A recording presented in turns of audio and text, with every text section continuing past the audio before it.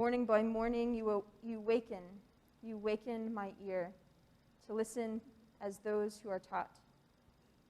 God, you have opened my ear, and I was not rebellious. I did not turn backward. O God, you help me. Therefore I have not been disgraced. Therefore I have set my face like flint, and I know that I shall not be put to shame. You who vindicate me are near. Who will contend with me? Let us stand up together.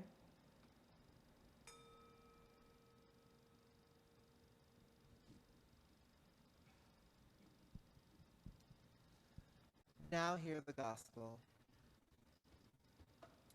Jesus began to teach them that the chosen one must undergo great suffering and be rejected by the elders, the chief priests, and the scribes, and be killed, and after 3 days rise again. He said all this quite openly, and Peter took him aside and began to rebuke him. But turning and looking at his disciples, he rebuked Peter and said, "Get behind me, Satan, for you are setting your mind not on divine things, but on human things." He called the crowd with his disciples and said to them, "If any want to become my followers, let them deny themselves and take up their cross and follow me. For those who want to save their life will lose it, and those who lose their life for my sake and for the sake of the gospel will save it. For what will it profit them to gain the whole world and forfeit their life? Indeed, what can they give in return for their life?"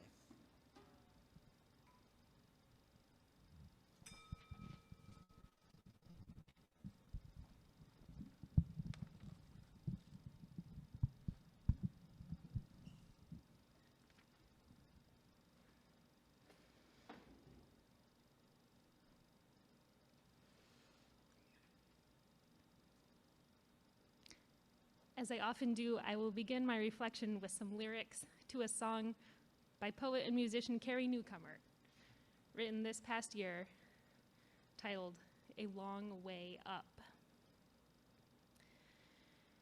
Here in the great unraveling, so much of this is baffling. When breathing feels like gambling, nowhere to go but here. Things come together, then fall apart. We gather up our broken hearts, and endings are just a place to start. And so we start again.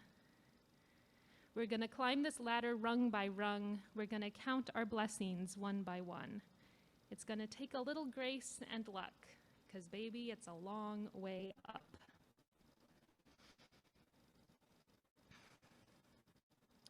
Returning.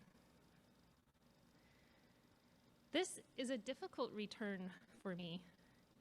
It feels very effortful and delicate.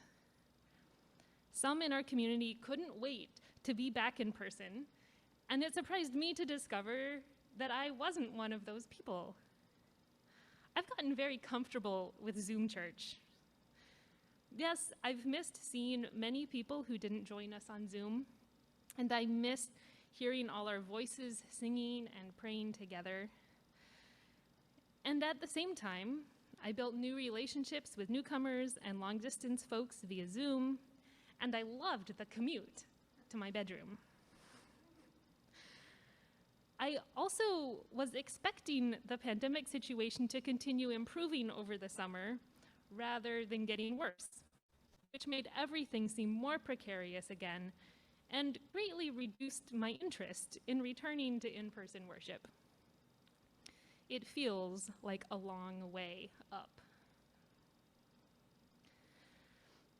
Returning. I have a t-shirt with a line from the poem Little Gidding by T.S. Eliot that goes, "We shall not cease from exploration, and the end of all our exploring will be to arrive where we started and know the place for the first time." Being back in the cathedral, back in Sprout Hall, is like being back home for the crossing, back where we started. And yet, everything is so utterly different, and we are knowing the space and knowing each other in this new way for the first time.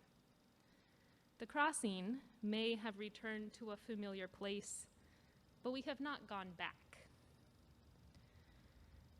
For many in our community, this physical place is a new place, not a place of return.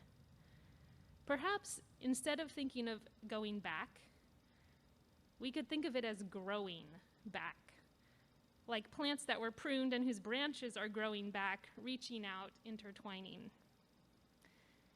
Maybe we're not returning to something as much as returning from something.